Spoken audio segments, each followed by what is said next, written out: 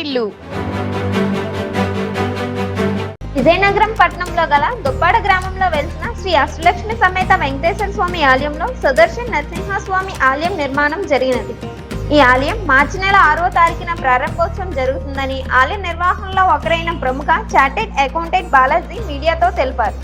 ఈ సందర్భంగా ఆయన మాట్లాడుతూ అష్టలక్ష్మి సమేత వెంకటేశ్వర స్వామి దర్శనం చేసుకునే ముందు సుదర్శన్ నరసింహస్వామి ఆలయం దర్శనం చేసుకుని తర్వాత ప్రధాన దేవాలయం దర్శనం చేసుకునే విధంగా ఏర్పాట్లు చేస్తున్నామని తెలియజేశారు. ఐశ్వర్య వెంకటేశ్వర స్వామి దేవాలయంలో 3వ తేదీ నుండి 6వ తేదీ వరకు శ్రీ సుదర్శన్ నరసింహస్వామి వారి యొక్క ఆలయ ప్రతిష్టా కార్యక్రమం జరుగుతుంది. ఈ ప్రతిష్టా కార్యక్రమంలో భాగంగా 4వ తేదీ ఉదయం విశ్వక్షేణ ఆరాధనతో ప్రారంభమై ఆ రోజున ఉదయం విశ్వక్షేణ ఆరాధన, పుణ్యాహవచనం, మండపారాధన, అగ్ని ప్రతిష్ట, యాగ ప్రవేశ కార్యక్రమాలు జరుగుతాయి. సాయంత్రం జలాదివాసం, వివిధ పుణ్యక్షేత్రాల నుంచి తీసుకొచ్చినటువంటి గంగా జలాలు, నదీ జలాలు, గోదావరి జలాలతో అందరూ కూడా భక్తులందరూ కూడా జలాలు తీసుకొచ్చినట్లయితే మీ స్వహస్తాలతో ఈ ఒక రోజు మట్టుకి అవకాశం కుదురుతుంది. కాబట్టి భక్తులు అందరూ కూడా వివిధ పుణ్యక్షేత్రాలను తీసుకొచ్చిన జలాలు తీసుకొచ్చి మీ స్వహస్తాలతో స్వామివారికి అభిషేకం చేసుకోవచ్చు.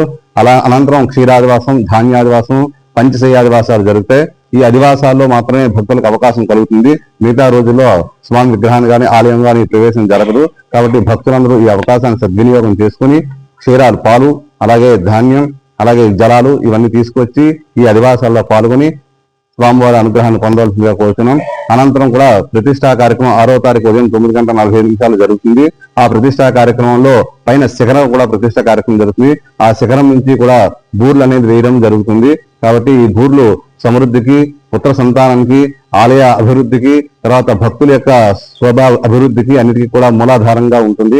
కాబట్టి భక్తులందరూ కూడా ఈ ప్రతిష్టా కార్యక్రమంలో పాల్గొని స్వామివారి అనుగ్రహాన్ని పొందవలసిందిగా కోరుతున్నాం. జై శ్రీమన్నారాయణ. శ్రీమన్నారాయణ.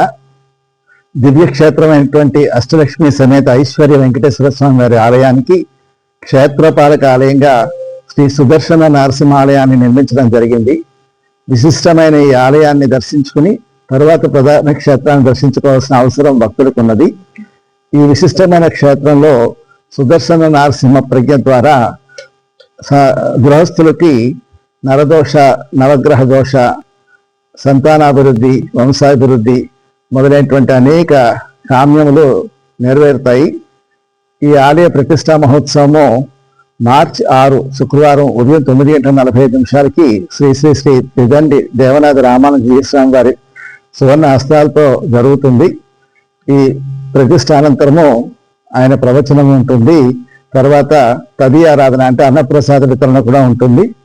దానికి ముందుగా 4, 5వ తేదీల్లో అధివాసాలు, హోమ కార్యక్రమాలు అన్నీ కూడా ఉంటాయి. వీటన్నిటిలో కూడా భక్తులు విరివిగా పాల్గొని స్వామివారి, అమ్మవారి కృపా కటాక్షాన్ని పొందవలసిందిగా మనం చేస్తున్నాం. జై శ్రీమన్నారాయణ.